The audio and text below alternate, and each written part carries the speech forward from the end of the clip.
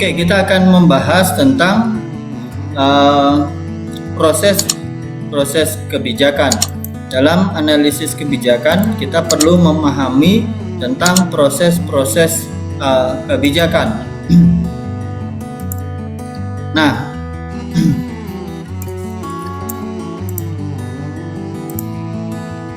kebijakan merupakan sebuah proses, ya. Kebijakan itu sendiri sebuah proses. Kebijakan itu tidak berhenti pada ketika sudah dirumuskan dalam sebuah peraturan atau undang-undangan. Kebijakan itu sendiri merupakan sebuah proses yang terjadi terus berkelanjutan.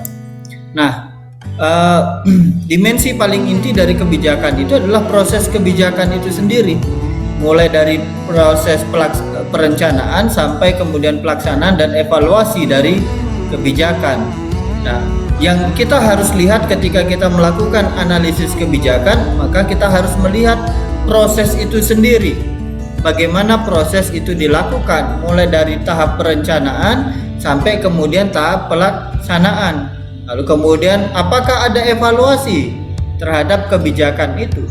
Evaluasi secara umum orang melihat pada akhir, padahal evaluasi sebuah kebijakan bisa dilakukan tidak hanya pada akhir, tetapi ketika kebijakan itu dilaksanakan. Nah, kebijakan publik juga dilihat sebagai proses kegiatan. Itu artinya bahwa kebijakan tidak berhenti pada lahirnya sebuah undang-undang, lahirnya sebuah peraturan atau instruksi dan lain sebagainya, tetapi kemudian berlanjut dari kegiatan-kegiatan yang dilakukan. Nah, kebijakan publik dilihat sebagai satu kesatuan sistem yang bergerak dari satu bagian ke bagian lain secara berkesinambungan dan saling menentukan dan saling membentuk. Jadi dimulai dari proses awal, kemudian terus bergerak sampai pelaksanaan dan evaluasi. Nanti kita akan lihat dalam bagian ini bagaimana proses sebuah kebijakan. Nah, proses kebijakan publik itu dimulai dengan adanya isu publik. Apa yang menjadi isu secara umum di masyarakat? Isu yang ada di masyarakat atau masalah yang terjadi di masyarakat. Nah, ini kemudian diangkat. Kemudian dirumuskanlah sebuah kebijakan publik. Jadi apa yang menjadi isu di masyarakat? Nah, sebuah isu di masyarakat itu kemudian dibahas begitu, dianalisis. Ini kebijakan yang tepat seperti apa. Nah, pembahasan terhadap isu masalah yang ada di masyarakat kemudian dianalisis lalu menghasilkan sebuah rumusan kebijakan publik. Dari rumusan kebijakan publik itu kemudian dilakukan penerapan kebijakan publik. Jadi ada isu yang ada di masyarakat, kemudian dirumuskan kebijakan, lalu kemudian penerapan kebijakan. Ketika kita sekarang misalnya kita melakukan analisis terhadap Merdeka Belajar misalnya, kita harus lihat apa isu publik yang ada di masyarakat sehingga muncul kebijakan Merdeka Belajar. Apakah di dalam masyarakat ada isu sumber daya manusia yang daya saingnya rendah atau tidak? Apakah ada isu itu? Kalau ada isu itu berarti kebijakan Merdeka Belajar itu adalah kebijakan yang dimulai dari isu masyarakat. Kemudian pemerintah memikirkan tentang pemecahan masalah itu. Bisa saja kemudian presiden, wakil presiden merumuskan sebuah instruksi untuk peningkatan sumber daya manusia yang kemudian diterjemahkan dalam sebuah kebijakan. Lalu ketika sudah dirumuskan sebuah kebijakan, dilakukan penerapan kebijakan. Dalam penerapan kebijakan ini umumnya ada petunjuk teknis untuk kemudian melakukan penerapan kebijakan publik. Selanjutnya setelah diterapkan, tahap berikutnya adalah evaluasi kebijakan publik. Nah, dari siklus ini kemudian dari hasil evaluasi dia akan mempengaruhi bagian berikutnya. Apakah setelah dievaluasi masih ada kekurangan atau tidak? Kalau ada kekurangan, ini akan menjadi isu publik lagi yang kemudian harus dirumuskan kebijakan lagi. Kalau ada sesuatu yang baik, maka ini bisa menjadi rekomendasi. Bisa saja misalnya sekian tahun yang lalu pemerintah Kabupaten Jemberana punya isu publik, sumber daya manusia yang rendah, daya serap tenaga kerja yang rendah, kemudian dirumuskanlah kebijakan publik termasuk dalam bidang pendidikan. Kemudian diterapkan kebijakan itu, setelah dievaluasi kebijakannya ternyata memberi dampak yang baik. Nah, ketika memberi dampak yang baik ini dievaluasi dan kemudian dalam beberapa bagian diadopsi menjadi best practice bagi kabupaten lain, menjadi satu pelajaran yang baik yang kemudian diadopsi oleh daerah-daerah lain atau mungkin pada level yang di atasnya. Kebijakan ini kemudian dianggap sebagai satu kebijakan yang menolong dan memberi jalan keluar atas isu publik yang ada di masyarakat itu. Kemudian,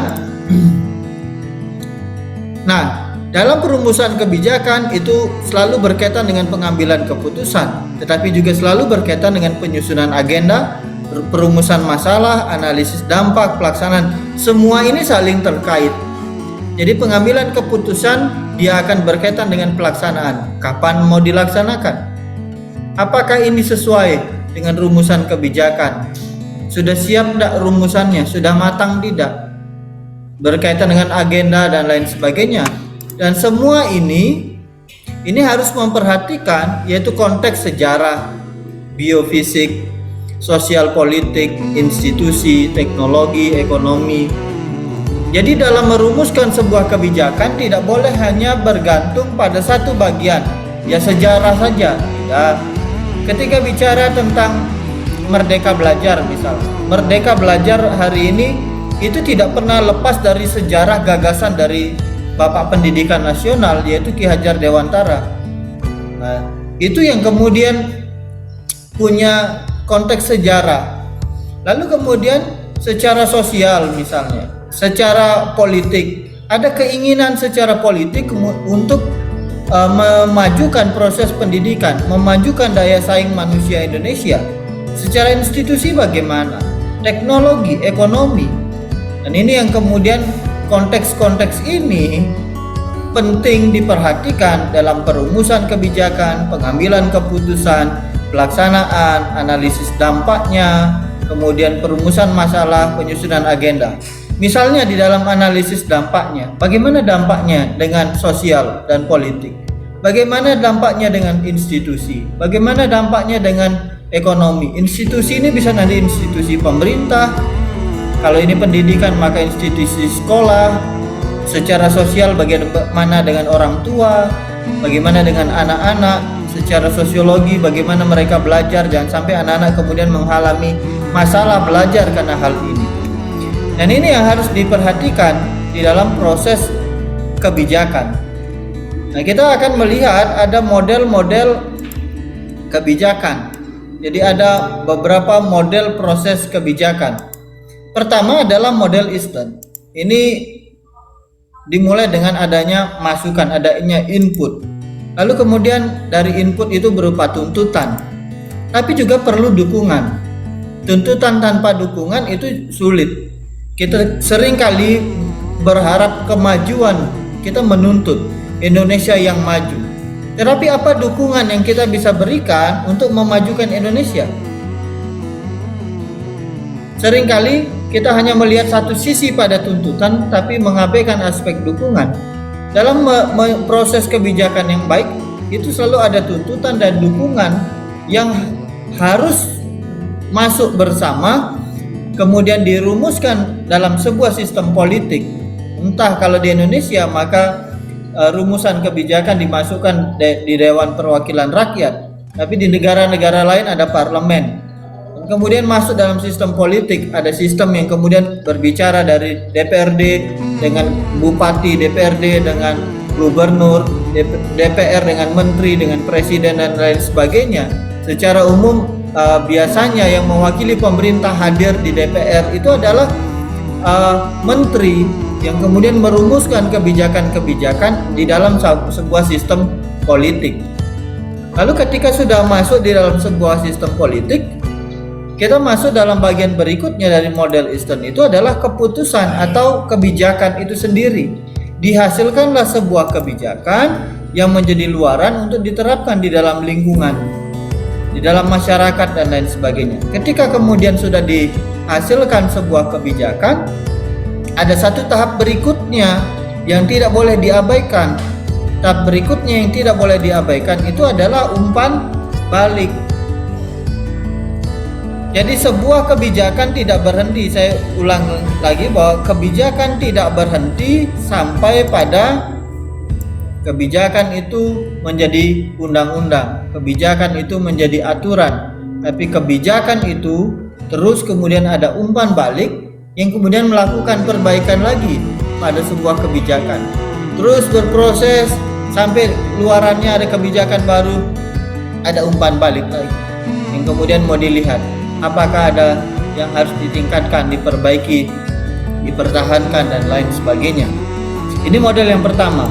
Model yang kedua adalah model Anderson dan kawan-kawan. Nah, model ini masalah itu diantara banyak yang banyak mendapat perhatian serius dari pejabat publik. Jadi dari sekian banyak masalah, mana yang kemudian menjadi perhatian serius dari pejabat publik? Ya, kita nanti bisa lihat apakah sebuah kebijakan yang dihasilkan oleh pemerintah itu adalah berangkat dari sebuah masalah yang dianggap serius oleh pejabat-pejabat publik, bisa bupati, gubernur, menteri dan lain sebagainya. Lalu kemudian timbul pengembangan proposal tindakan yang relevan dan dapat diterima untuk menangani masalah. Setelah kemudian melihat masalah-masalah itu, pada tahap berikutnya adalah pengembangan proposal. Pengembangan proposal untuk apa? Untuk kemudian mengusulkan tindakan yang relevan, yang dapat diterima dan itu bisa mengatasi masalah. Ini proposal, tawaran, usulan yang diajukan oleh pejabat-pejabat publik. Kemudian ada pengembangan proposal untuk proposal tertentu sehingga kebijakan dapat dilegitimasi atau disahkan. Jadi setelah dari sekian banyak proposal kemudian dikembangkan dukungan sehingga proposal itu bisa disahkan. Biasanya ada lobby-lobby, ada pembicaraan antara pemerintah dengan legislatif dengan anggota perwakilan rakyat sehingga kemudian ada dukungan untuk kebijakan itu dilaksanakan. Sama seperti model yang tadi, sebuah kebijakan tanpa dukungan itu akan sulit dilaksanakan. Itu sebabnya diperlukan dukungan baik secara politik, sosial dan lain sebagainya. Berikutnya dilakukan penerapan kebijakan oleh mesin administrasi pemerintah untuk masalah. Jadi ada sistem yang kemudian dibangun secara administrasi untuk menerapkan kebijakan itu. Selain dihasilkannya undang-undang, peraturan dan tetapi muncul kemudian penerapan kebijakan yang secara administrasi itu bisa dilaksanakan. Pada bagian terakhir adalah ada upaya dari pemerintah untuk menentukan apakah kebijakan tersebut efektif dan mengapa tidak efektif. Jadi apakah kebijakan itu efektif atau tidak? Ini yang kemudian perlu dilihat. Atau kemudian apakah kebijakan itu efektif? Mengapa efektif? Mengapa tidak efektif? Itu yang harus dilihat pada bagian akhir dari model Anderson. Pada bagian berikutnya ada model dari Anderson. Ini adalah dimulai dengan agenda kebijakan. Jadi ada agenda kebijakan. Lalu tahap berikutnya itu adalah perumusan kebijakan. Ada agenda kebijakan, ada rencana, ada keinginan untuk merumuskan sebuah kebijakan. Kemudian ada rumusan kebijakan. Jadi awalnya ada keinginan dulu. Lalu tahap berikutnya adalah ada rumusan kebijakan itu. Jadi ada draftnya, umumnya ada naskah akademik dan lain sebagainya dengan berbagai hasil kajian. Lalu pada tahap berikutnya adalah penetapan kebijakan. Jadi kebijakan yang dirumuskan itu disetujui atau tidak. Kalau disetujui maka ditetapkan. Ketika ditetapkan maka masuk tahap berikutnya adalah implementasi, dilaksanakan. Dan terakhir tahapnya adalah evaluasi kebijakan. Jadi kebijakan itu mulai ada dari agenda, keinginan untuk menyelesaikan masalah. lalu kemudian dirumuskan sebuah kebijakan. Setelah dirumuskan sebuah kebijakan, ditetapkanlah sebuah kebijakan. Tentunya dalam proses rumusan kebijakan itu akan ada banyak hal. Entah nanti modelnya elitis atau pluralis, kita tidak tahu, tetapi bisa saja dalam proses perumusan itu yang jelas bagaimana kemudian kebijakan itu ditetapkan. Kemudian ada model berikutnya adalah model D. Nah, dia dimulai dengan melakukan identifikasi masalah kebijakan. Jadi perlu melakukan identifikasi masalah kebijakan. Setelah dilakukan identifikasi masalah kebijakan, tahap selanjutnya adalah agenda setting.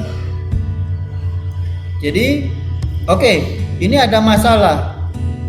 Kita coba pecahkan, kita coba selesaikan. Umpama masyarakat di desa-desa itu tidak dapat akses pendidikan yang baik. Masalahnya apa? Guru-guru tidak bersedia ke sana karena ada masalah listrik, masalah transport, masalah jaringan internet, signal dan lain sebagainya. Ini menjadi sebuah isu yang kemudian diidentifikasi. Mana yang harus dipecahkan? Apakah dengan mendirikan gedung sekolah, menggaji guru dengan gaji besar, atau yang lain? Seringkali kita harus mengidentifikasi, lalu kemudian kita melakukan agenda setting. Kemudian setelah dilakukan agenda setting, mulailah diformulasikan sebuah kebijakan. Dirumuskanlah sebuah kebijakan. Dipikirkan kira-kira kebijakan seperti apa yang kita bisa buat untuk menyelesaikan masalah ini. Jadi kita dalam tahap ini perlu formulasi yang baik, melibatkan berbagai pihak untuk mengkaji, untuk menganalisis dampak-dampaknya, menganalisis secara sosial, secara politik, kekuatan dukungan politik dan lain sebagainya, kekuatan secara ekonomi, sumber daya keuangan, dan sampai kemudian dirumuskan sebuah kebijakan tetapi sumber daya keuangannya tidak mencukupi, tidak memadai untuk mengimplementasikan kebijakan itu nanti. Maka kemudian harus dikaji. Sebuah pemerintah daerah misalnya, dia memformulasikan sebuah kebijakan, tetapi ketika dia hitung-hitung semua secara ekonomi, pendapatan anggaran belanja daerahnya tidak memadai. Jangan sampai anggaran belanjanya lebih tinggi daripada pendapatannya, dan ini kemudian mempengaruhi implementasi. Dalam proses formulasi inilah yang kemudian harus dikaji, dilihat apakah ini kemudian bisa diimplementasikan dengan baik atau tidak. Selanjutnya ada legitimasi kebijakan. Sebuah kebijakan itu harus disahkan. Siapa yang mengesahkan? Kalau itu pemerintah daerah, maka itu menjadi perda. Kalau dia dari menteri, maka itu bisa jadi peraturan menteri, bisa dari presiden perpres atau peraturan pemerintah. Dan semua itu adalah legitimasi dari kebijakan. Itu kemudian menjadi legal, dasar hukum untuk kemudian melakukan sebuah kebijakan. Jadi kalau belum dilakukan legitimasi kebijakan, maka tidak bisa itu dilaksanakan karena itu belum disahkan, belum diberlakukan. Kapan mulainya, kapan berakhirnya, bagaimana pelaksanaan dan lain sebagainya, itu harus dipikirkan. Nah, kemudian ada proses berikutnya adalah penerapan kebijakan. Ketika kebijakan itu sudah dilakukan legitimasi, maka masuk tahap berikutnya adalah penerapan kebijakan. Dalam tahap penerapan kebijakan, kemudian kebijakan dilaksanakan. Ketika kebijakan sudah dilaksanakan, barulah masuk tahap selanjutnya. Tahap selanjutnya dari proses kebijakan itu adalah evaluasi kebijakan. Harus dilakukan kajian terhadap kebijakan yang sudah diterbitkan, dikaji, dievaluasi. Bagaimana pelaksanaannya? Apakah sesuai target? Apakah mencapai goal yang diharapkan, tujuan yang diharapkan? Apakah ini efektif? Apakah ini efisien dan lain sebagainya. Hal ini yang kemudian dilakukan dalam evaluasi kebijakan. Mengevaluasi apakah secara sosiologis ini tidak menimbulkan masalah. Kalau ini menimbulkan masalah maka harus masuk dalam bagian berikutnya nanti untuk pemecahan masalahnya lagi. Jadi ini sebuah proses dari model proses kebijakan dari modelnya Day. Nah, selanjutnya ada modelnya pattern. Jadi dimulai dengan menentukan masalah. Setelah dilakukan penentuan masalah, lalu kemudian dilakukan penentuan kriteria evaluasi. Setelah menentukan kriteria evaluasi, kemudian mengidentifikasi kebijakan alternatifnya. Dari sekian banyak alternatif kebijakan mana yang ingin dipilih. Pasti ada banyak pikiran-pikiran dari para pakar, ahli. Kita coba kebijakan ini dan lain sebagainya. Tapi kemudian perlu diidentifikasi mana kebijakan alternatif. Lalu kemudian mengevaluasi kebijakan alternatif, pilih kebijakan pilihan. Harus memilih kebijakan pilihan mana yang terbaik yang ingin dilakukan. Kemudian menerapkan kebijakan yang diinginkan, dan kemudian prosesnya ketika itu sudah dilakukan baru kemudian menentukan masalah lagi. Pada dasarnya ya ini adalah proses evaluasi. Dilakukan ada masalah tidak, sehingga kemudian proses berikutnya menentukan lagi dilanjutkan atau tidak, dikembangkan dan lain sebagainya. Ini model dari pattern. Model berikutnya adalah model dari Green dan Thomas. Nah, dalam bagian ini umpama masalah reformasi ya, ada 3 tahap, itu tahap agenda, tahap keputusan dan tahap pelaksanaan. 3 tahap ini yang kita perlu cermati dengan baik. Di tahap agenda itu ada ide atau ada sebuah kebijakan yang ingin dikemukakan. Apakah kebijakan itu ada dalam agenda atau tidak? Kalau itu diagendakan, anggota DPRD umpama mengagendakan itu untuk dibahas masalah itu, maka akan masuk tahap selanjutnya. Kalau tidak ya selesai, tidak akan dihasilkan sebuah kebijakan. Tapi kalau ini ada masalah reformasi dan atau masalah lain yang ingin diselesaikan dan masuk dalam agenda, maka dia akan diagendakan untuk dibahas. Kemudian menghasilkan sebuah keputusan untuk reformasi atau keputusan untuk menentang, keputusan untuk berubah atau keputusan untuk menentang. Kalau keputusannya menentang, sudah selesai. Nanti bisa akan diajukan lagi. Tapi kalau keputusannya untuk reformasi, maka dihasilkanlah sebuah kebijakan. Kalau dihasilkan sebuah kebijakan, kemudian kalau berhasil diimplementasikan, dia selesai sudah. Tapi kalau dia gagal, maka masuk tahap berikutnya. Apakah perlu perkuat institusi atau perkuat kemauan politiknya sehingga ini bisa berhasil? Sudah dilakukan kajian dari awal, kok kemudian gagal? Apa yang jadi masalah? Apakah institusi pemerintahnya tidak cukup kuat mengawal kebijakan itu, atau tidak ada kemauan politik yang mendukung kebijakan itu? Dan ini yang kemudian dilakukan dalam proses kebijakan dalam teorinya Grendel dan Thomas itu. Ada berikutnya adalah model dari David Scott. Ini kebijakan yang terpusat. Jadi ada 3 model dia. Model pertama adalah kebijakan terpusat dari pembuat kebijakan, kemudian masuk tahap berikutnya adalah penerapan kebijakan. Ini dari atas, dari pemerintah langsung top down. Jadi dari pemerintah mau bikin kebijakan ini, turunkan ke masyarakat, masyarakat harus terima. Kalau model berikutnya itu adalah model pluralis. Model ini dilakukan pembuatan kebijakan. Setelah pembuatan kebijakan, apakah kebijakan itu ditentang atau dibuat ulang, diperbaiki dan lain sebagainya. Kemudian penerapan kebijakan. Lalu bagian berikutnya fragmen dan multi directed. Jadi pembuatan kebijakan, lalu kebijakan ditentang atau dibuat ulang. Kemudian kebijakan dibuat ulang selama implementasinya, jadi diterapkan. Jadi kebijakannya dibuat lalu diterapkan. Dalam proses penerapan itu ada perbaikan kebijakan, dibuat ulang lagi. Ini tidak dapat dukungan dari masyarakat dan lain sebagainya. Kemudian dibuat ulang selama penerapannya, selama implementasi. Terakhir adalah kebijakan ditulis ulang. Ini proses akhirnya. Jadi dibuat kebijakan ditentang atau dibuat ulang, kemudian dibuat ulang selama proses implementasi, yang pada akhirnya kemudian ditulis ulang.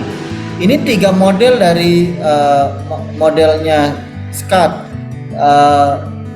teori dalam proses kebijakan. Karena di berbagai tempat bisa saja kemudian muncul salah satu dari 3 proses kebijakan ini. Biasanya ada yang terpusat, ada yang pluralis, ada fragmen dan multi directed. Ada tahap kebijakan. Tahap kebijakan itu dimulai dengan penetapan agenda. Jadi pejabat terpilih memasukkan masalah ke dalam agenda publik, masuk menjadi agenda politik, dibahas di DPR, dibahas di pemerintah, kemudian dirumuskan, dilakukan kajian, analisis dan lain sebagainya. Setelah dilakukan penetapan agenda, ini dianggap menjadi sebuah masalah publik. Jadi kebijakan ini dianggap sebagai satu masalah publik yang kemudian ditetapkan ini harus dibahas. Masuklah kemudian tahap berikutnya, pembentukan kebijakan. Nah, tugasnya para pejabat adalah merumuskan alternatif kebijakan untuk menangani masalah yang terjadi. Apa alternatif kebijakannya? Sehingga masalah ini bisa diselesaikan. Pada tahap berikutnya adalah implementasi kebijakan. Nah, kebijakan yang telah diadopsi dilaksanakan oleh unit-unit administratif dengan memobilisasi dana dan sumber daya manusianya. Dilakukanlah ini mobilisasi secara dana dan sumber daya, baik manusia dan sumber-sumber daya yang lain, infrastruktur mungkin dan lain sebagainya. Bagian keempat dari tahap kebijakan itu adalah asesmen kebijakan. Dilakukan penilaian terhadap kebijakan. Jadi ada badan audit menentukan apakah badan-badan pemerintah, legislatif, yudikatif mematuhi ketentuan dalam pencapaian tujuan kebijakan atau tidak.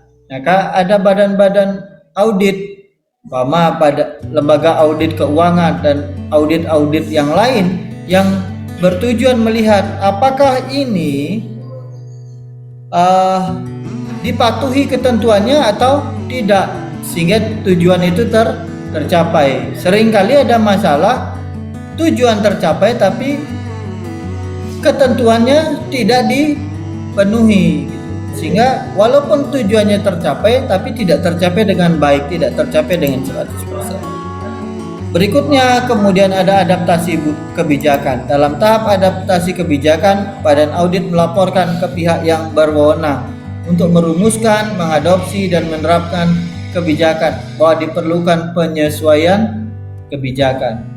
Jadi hasil dari badan audit itu diberikan untuk dilakukan perbaikan.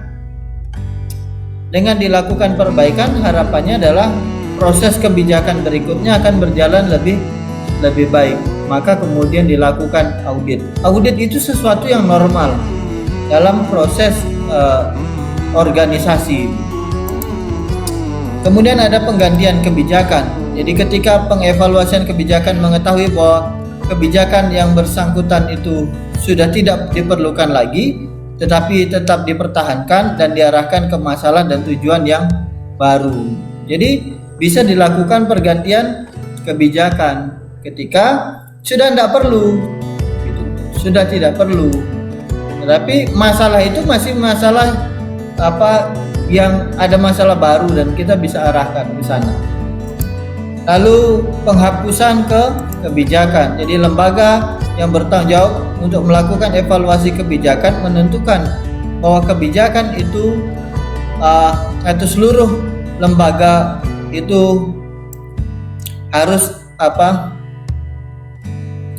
memperhatikan kebijakan itu. Apakah kebijakan itu dibubarkan karena sudah tidak diperlukan atau tidak. Tetapi ketika masuk tahap penghapusan kebijakan, maka yang dilakukan umumnya adalah pembubaran atau pemberhentian kebijakan.